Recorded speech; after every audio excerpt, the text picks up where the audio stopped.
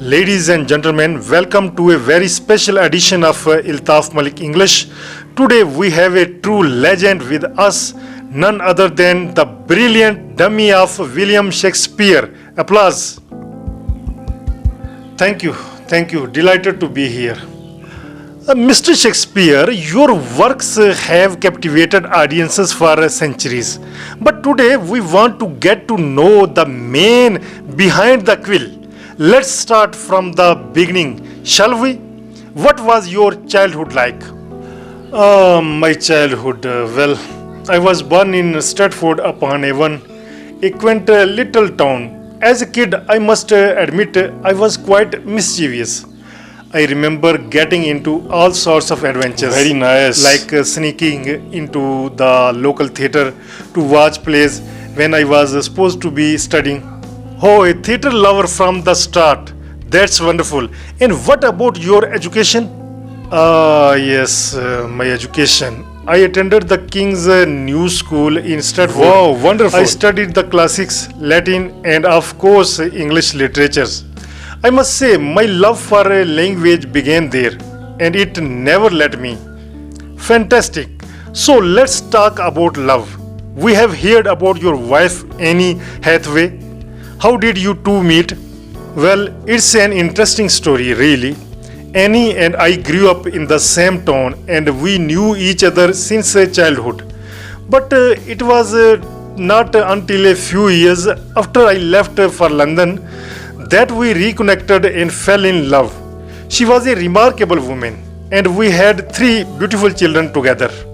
The joy of family life. Now let's delve into your illustrious writing career. How did you come up with all those fantastic plays and sonnets? The magic of creativity. Very nice. You see, I drew inspiration from everything around me, from history, mythology, and even the people I encountered. I believed in capturing the human experience in all its facets, from love to tragedy, comedy to drama. And yes, I did enjoy a good laugh myself.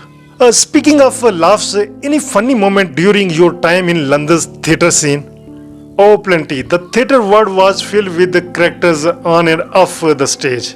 I remember one time during a performance of Hamlet, the actor playing Polonius forgot his lines. So I had to jump in and play the role myself. It was a hilarious mess, but the audience loved it.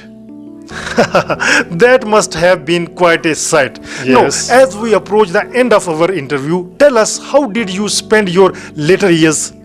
Well, after a successful career, I returned to Stratford-upon-Avon. Nice. I enjoyed spending time with my family, tending to my garden, and of course, writing some final works.